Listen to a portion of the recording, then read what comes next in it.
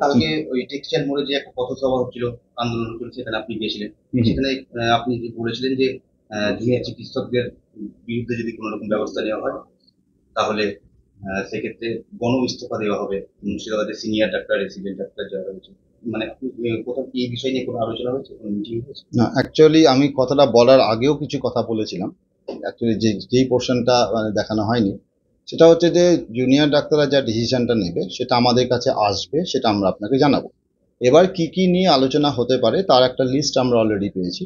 তার মধ্যে অনেক লিস্টের মধ্যে আজকে যারা যারা যাচ্ছে আর কি জুনিয়র ডাক্তাররা স্বাস্থ্য ভবনে, সেটা একটা পোর্শন ছিল, এবং এটাও চিন্তা ভাবনা করা ছিল যে দরকার হলে সিনিয়র ডাক্তাররা রেজিগনেশন দিতে দেবে আর কি।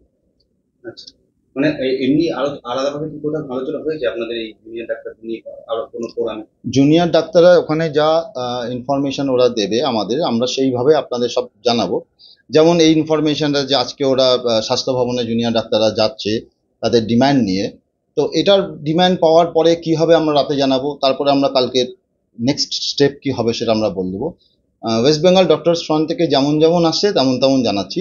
আমার কালকে বলার উদ্দেশ্য ছিল, তার অ্যাকচুয়ালি এই কথাটা বলার আগে আমি দুটো লাইন বলেছিলাম, যেটা দেখানো হয়নি। সেটা হচ্ছে আমি যেটা বলছি এটা কিন্তু ডিসিশন হয়নি, এটা অ্যাকচুয়ালি চিন্তা ভাবনা করা হচ্ছে। এই পয়েন্ট 1 2 3 4, 1 নম্বর রেজিগনেশন, 2 নম্বর আজকে স্বাস্থ্য ভবন ঘেরাও, 3 নম্বর অল ইন্ডিয়া প্রোটেস্ট, 4 নম্বর আরও 4 5 6টা পয়েন্ট আছে। তো তার উপর ভিত্তি করে বলেছে এগুলো চিন্তা ভাবনার মধ্যে আছে, কিন্তু সবই ডিপেন্ড করছে আজকে ওরা গেছে, আজকে জুনিয়র ডাক্তার ওখানে গিয়ে কি হচ্ছে দেখি, আবার রাতে বসবে, কাল পরশু আমরা আবার ইনফরমেশন পাবো, অ্যাকর্ডিংলি আপনাকে ইনফরমেশন দিয়ে দেবো। আচ্ছা, মানে আপনি দেখছিলাম ওখানে আপনি মোবাইল দেখে দেখে কথা হ্যাঁ, অ্যাকচুয়ালি ইনফরমেশনগুলো আমাদের কাছে আসছে, আমি সেটাই পড়ে পড়ে বলছিলাম আর কি। ওটা 1 2 3 4 করে অনেক কটা পয়েন্ট ছিল, তার মধ্যে ওটা একটা পয়েন্ট ছিল।